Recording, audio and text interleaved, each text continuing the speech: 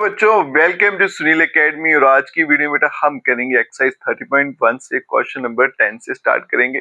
Question number 9 तक हमने complete कर लिया बच्चों। अगर आप वीडियो देखते हो तो लाइक जरूर करिएगा, चैनल को लाइक सब्सक्राइब शेयर कमेंट जरूर करें। स्टार्ट करते हैं आज का वीडियो। क्वेश्चन नंबर 10 देखिए बच्चों, क्या लिखा है इसमें। A black and a red dice. मेरे पास दो डाइस है, एक ब्लैक कलर की एक रेड कलर की है, ठीक है। आर रोल, दोनों को रोल किया गया।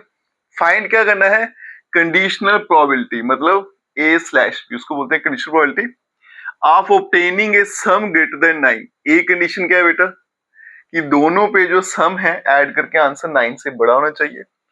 और गिवन दैट, इसका क्या मतलब वो भी समझाऊंगा। ब्लैक डाई जो है उस पर आपका 5 होना चाहिए। अब देखो बेटा, यहाँ पे दो डाइस फेंकेंगे तो पहले आउटकम्स बना लेते हैं 2 डाइस के, है ना।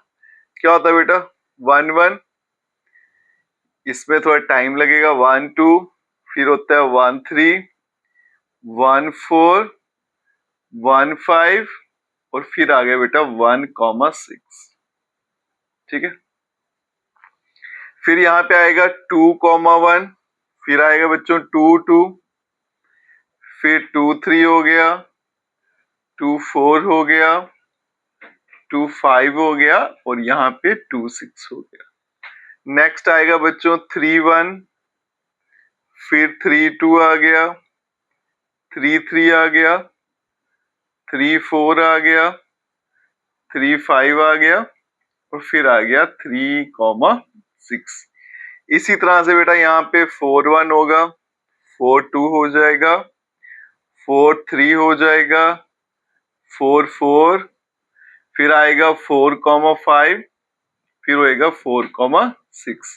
फिर यहाँ पे आएगा बेटा 5,1, 5,2, यहाँ पे 5 3 हो जाएगा, फिर 5 4 हो जाएगा, 5 5 हो जाएगा और यहाँ पे हो गया 5,6। और लास्ट लाइन जो होती है 6 वाली होती है, 6 1 हो गया, फिर 6 2 हो गया, 6 3 हो गया, 6 4 हो गया, 6 5 हो गया और लास्ट में बेटा 6,6, ठीक है। ये आउटकम्स आ गए दो डाइस को, ठीक है। पहले तो ये बनाने हैं। अब यहाँ बोला गया एक ब्लैक डाई है और एक रेड है, मतलब पहले वाले नंबर है ये ब्लैक डाइस से है और दूसरे वाले जो है रेड डाइस के, सभी में इसी तरह का है, ठीक है।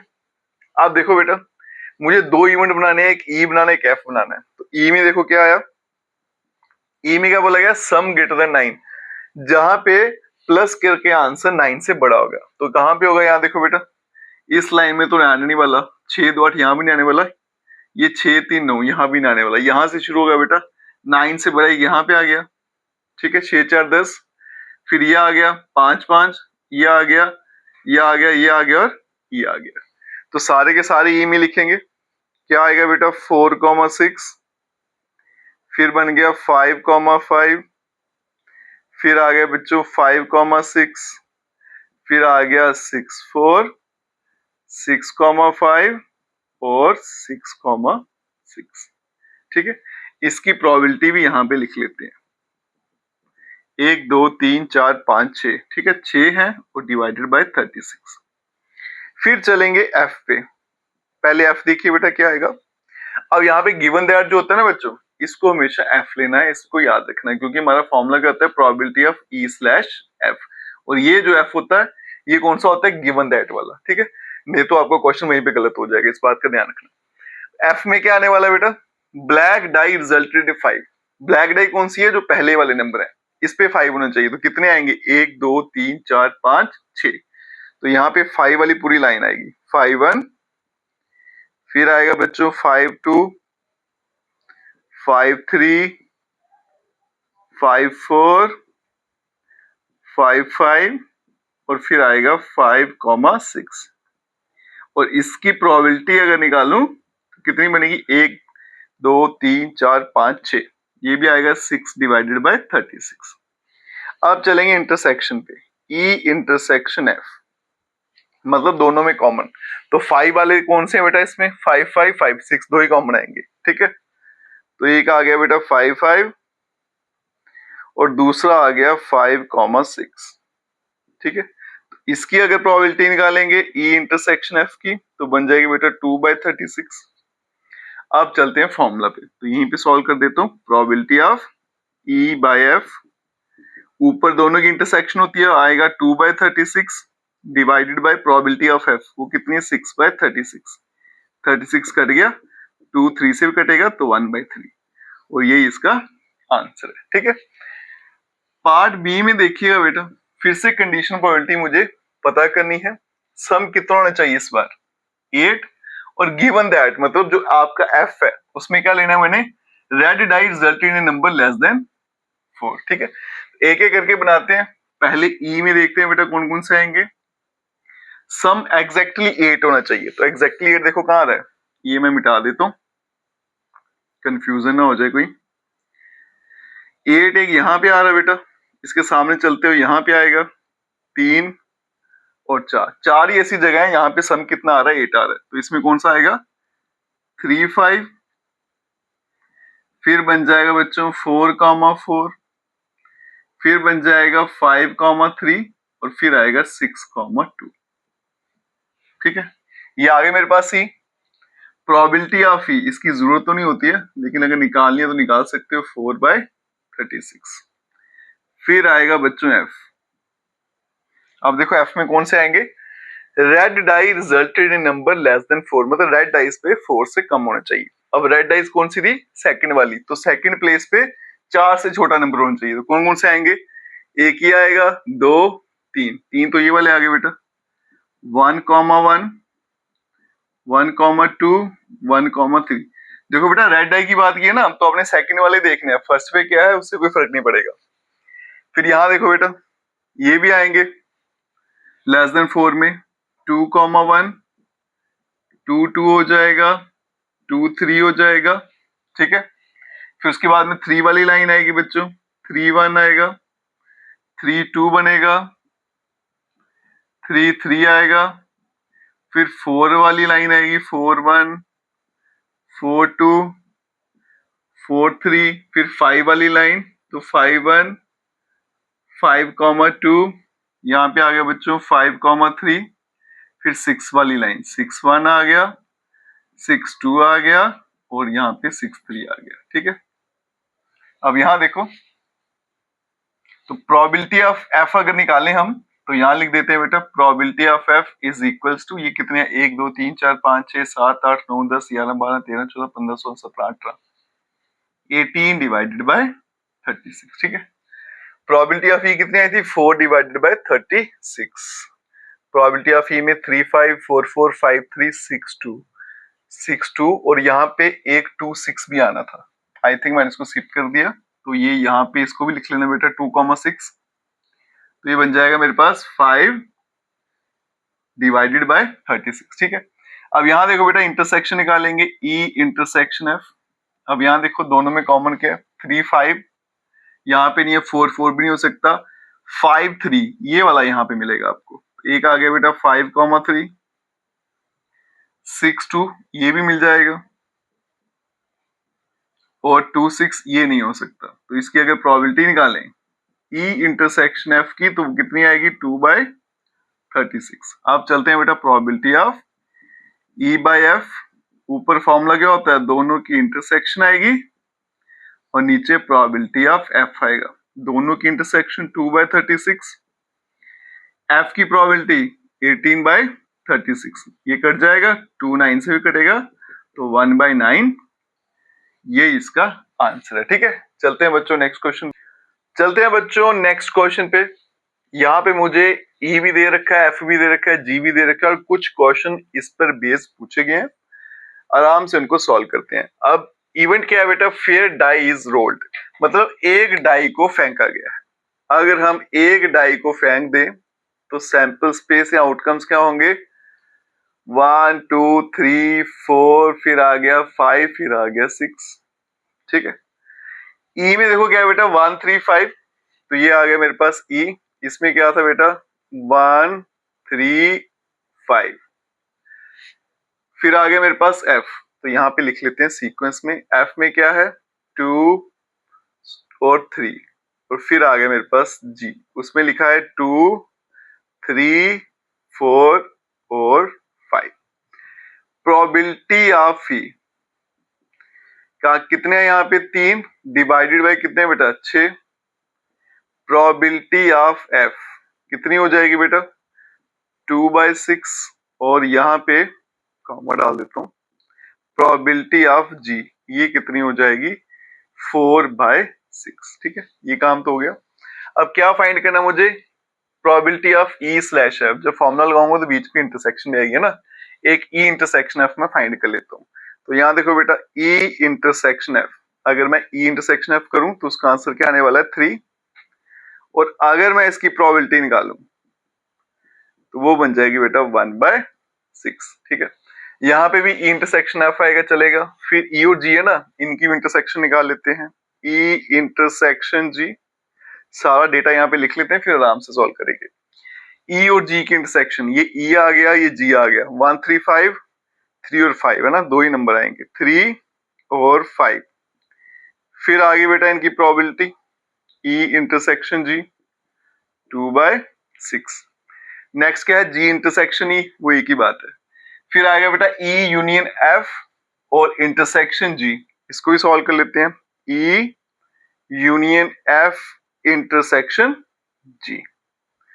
ठीक है, अब यहां देखो बेटा ई यूनियन एफ, ये आ गया मेरे पास ई, ये आ गया एफ, इनकी यूनियन मैं यहां पे फाइंड कर देता हूं आपको। तो ई यूनियन एफ अगर फाइंड करेंगे तो क्या बनेगा बेटा 1 3 5 और 2 3 भी है, तो बनेगा 1 2 3 और 5। ई यूनियन एफ आ गया। अब उसकी इंटरसेक्शन जी के साथ लेनी है, तो जी के साथ करूंगा क्या आएगा, देखो यहाँ पे 2 3 5, 2 3 5 जो है वो दोनों में आ रहा है ना, 2 3 5 आएगा। तो इसकी इंटरसेक्शन क्या आएगी 2 3 और 5। और इसकी अगर प्रोबेबिलिटी निकालूं, probability of E union F intersection G, तो क्या बन जाएगा बेटा 3/6। नेक्स्ट क्या है ई इंटरसेक्शन एफ और फिर इंटरसेक्शन आएगी जी के साथ, तो ई इंटरसेक्शन एफ ये हमने शायद निकाला हुआ बेटा, कितना है वो 3 है। ठीक है, फिर उसकी इंटरसेक्शन जी के साथ लेनी है, तो ई पहले इंटरसेक्शन ले लेते हैं, ई इंटरसेक्शन एफ फिर इंटरसेक्शन निकालनी है जी के साथ, तो ये आ गया बेटा 3 और जी में भी क्या आ रहा है 3, तो इंटरसेक्शन क्या रहेगी 3 रहेगी और probability of E intersection F intersection G, और इसका आंसर क्या आएगा 1/6। अब देखो बेटा सारा डेटा आ गया यहाँ पे, अब आराम से यहाँ से वैल्यू उठाएंगे और आपके आंसर लाते जाएंगे। ठीक है, पार्ट 1 देखिएगा बेटा, probability of E bye F, क्या फॉर्मूला आएगा ऊपर, दोनों की intersection divided by probability of F. दोनों की इंटरसेक्शन ई इंटरसेक्शन एफ, इसकी प्रोबेबिलिटी 1/6 आ गई और एफ की प्रोबेबिलिटी 2/6, आंसर आ गया 1/2।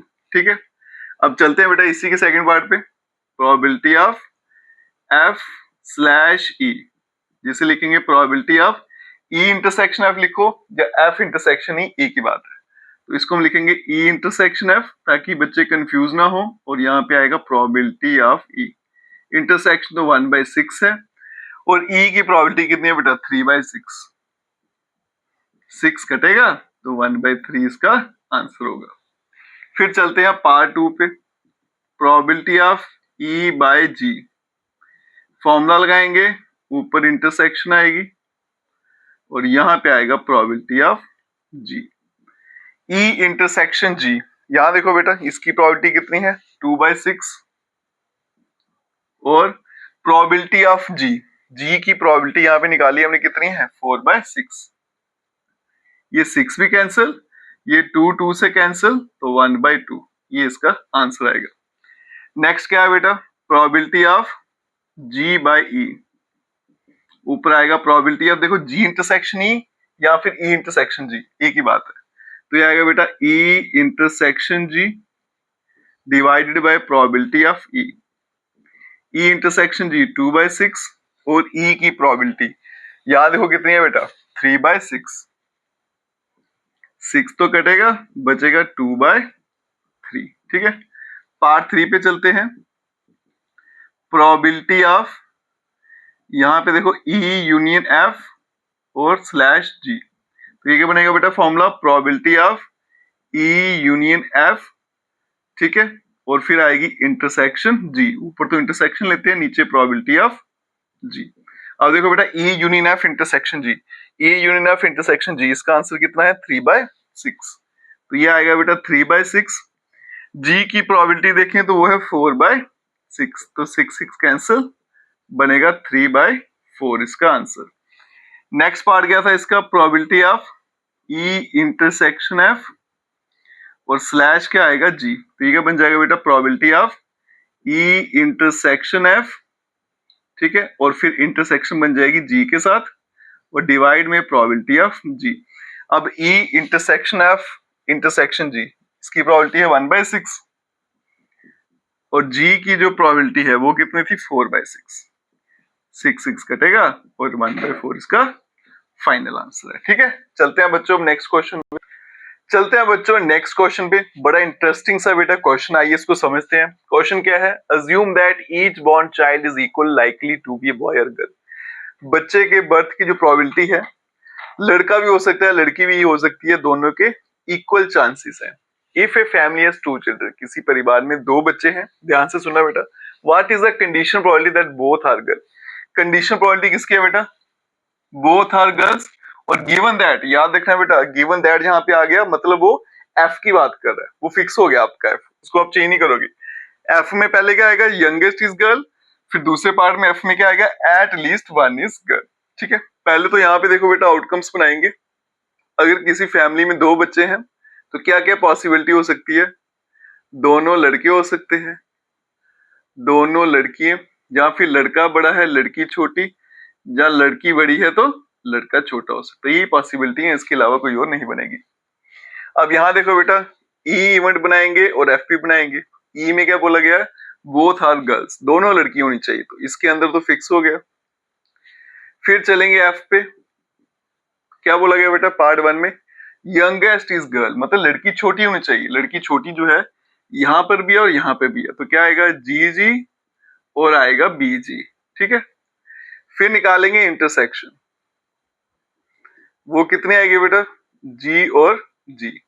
अब निकालेंगे इन सबकी प्रोबेबिलिटी, तो प्रोबेबिलिटी ऑफ ई की जरूरत तो होती नहीं है, फिर भी बेटा 1/4 है। प्रोबेबिलिटी ऑफ एफ कितनी आएगी 2/4, और probability of E intersection F, इसका आंसर भी 1/4 आ गया। पार्ट 1 में probability of E bye F, ये होती है बेटा कंडीशनल प्रोबेबिलिटी, ऊपर क्या आता है ई इंटरसेक्शन एफ, नीचे क्या आता है probability of F, E intersection F 1/4, F की प्रोबेबिलिटी कहां गई 2/4, 4 कैंसिल, तो 1/2 इसका आंसर है। पार्ट 2 में देखिए बेटा, ई तो मेरा फिक्स है, इसमें तो जी जी ही आएगा।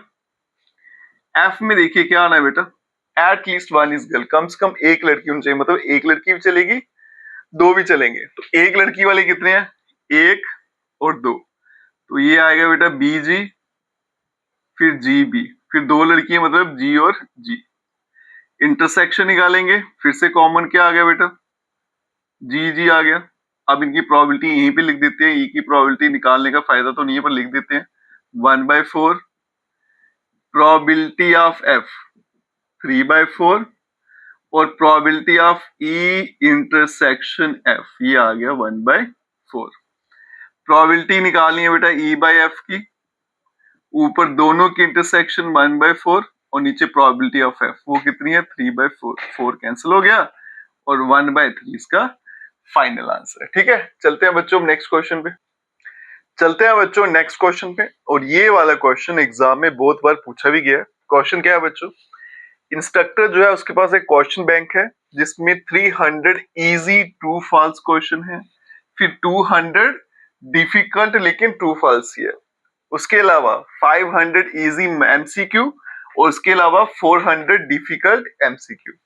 If a question is selected at random from the question bank, what is the probability that it will be an easy question given that? अब यहाँ देखो बेटा given that आ गया, मतलब इसके आगे जो भी लिखा होगा वो आपका F में जाएगा, वो फिक्स हो गया।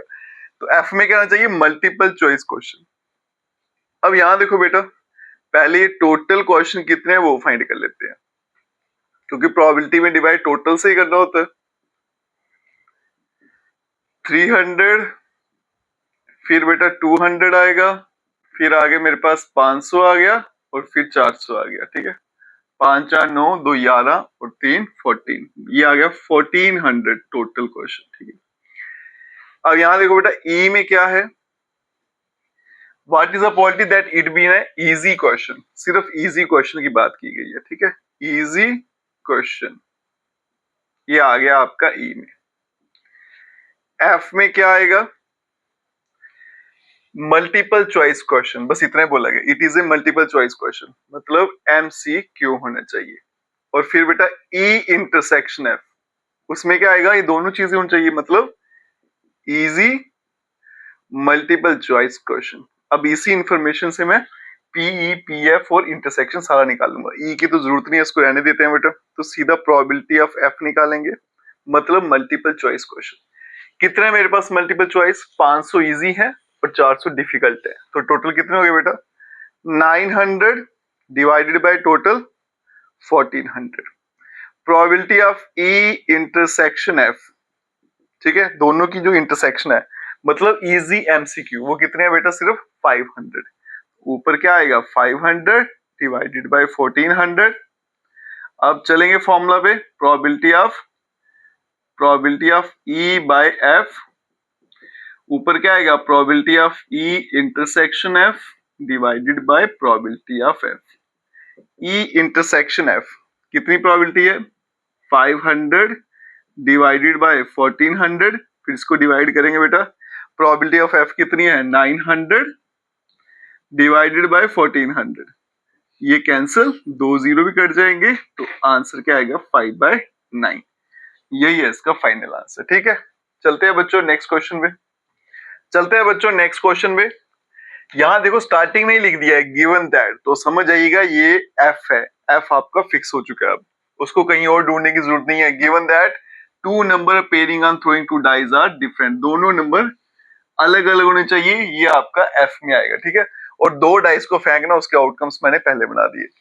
Find the probability of even when the sum of number on the dice is 4, और ई में क्या आएगा, sum of number on dice is 4। तो फटाफट इवन बनाते हैं बेटा, तो ई के अंदर कौन कौन से आएंगे, यहाँ पे सम 4 होना चाहिए, तो एक यहाँ पे आएगा 1 3, फिर यहाँ पे आएगा बेटा 2, 2 और फिर आएगा आपके पास 3, 1, 3 ही इवेंट आएंगे। ठीक है, 1 2 और 3, इसकी प्रोबेबिलिटी निकालने की जरूरत नहीं है, इसको रहने देते हैं। एफ देखिए क्या आएगा बेटा, नंबर जो है वो दोनों पे अलग होने चाहिए। अब यहाँ देखो बेटा, ये पूरे आएंगे 5, इसमें से भी 5 आएंगे, इसमें से भी 5 आएंगे, यहाँ से 5, तो बन गया आपके पास 30 नंबर आएंगे ऐसे। ठीक है, अब मैं बार बार बेटा सारा रिपीट नहीं करूंगा, मैं सो ऑन कर देता हूँ। जैसे एक लिख देता हूँ 1 2, फिर आ गया 1 3, दोनों नंबर अलग होने चाहिए, 1 4 1 5 1 6 और सो ऑन चलते जाएंगे। ठीक है, इसी तरह से इस लाइन से ये नहीं आएगा, फिर नेक्स्ट लाइन से ये भी नहीं आएगा, फिर ये भी नहीं आएगा, ये भी नहीं आएगा, ये भी आएगा, बाकी सारे के सारे आएंगे। और इसकी अगर मैं प्रोबेबिलिटी निकालूं, प्रोबेबिलिटी ऑफ एफ, तो कितनी बन जाएगी बेटा, 30 डिवाइडेड बाय 36। फिर चलते हैं बेटा ई इंटरसेक्शन एफ, दोनों में कॉमन देखो क्या है। अब 2 2 तो इसमें है ही नहीं, सेम वाले नंबर तो है ही नहीं, तो ये नहीं हो सकता, बाकी ये दोनों आएंगे। तो इंटरसेक्शन में 1, 3 और आ गया बेटा 3, 1, तो इसकी जो प्रोबेबिलिटी है ई इंटरसेक्शन एफ की, वो कितनी बन गई बेटा, 2/36। आगे चलते हैं, probability of E bye F, formula क्या होता है, ऊपर दोनों का इंटरसेक्शन आएगा, नीचे प्रोबेबिलिटी ऑफ एफ आएगी, दोनों का जो इंटरसेक्शन है वो कितना है बेटा, 2/36 डिवाइडेड बाय एफ की प्रोबेबिलिटी 30/36, ये कैंसिल, ये 15 से कट जाएगा, तो 1/15, यही है इसका फाइनल आंसर। ठीक है, चलते हैं बच्चों अब नेक्स्ट क्वेश्चन पे, नेक्स्ट क्वेश्चन क्या है, consider the experiment of throwing a die. आपको एक डाई फेंकना है, अगर उस डाई पे क्या आता है बेटा, मल्टीपल ऑफ 3, मतलब वो नंबर जो 3 के टेबल में आते हैं, ऐसे 3 और 6 ही आएंगे, तो फिर क्या करना है, आपने डाई को फिर से फेंकना है, ये लिखा हुआ है।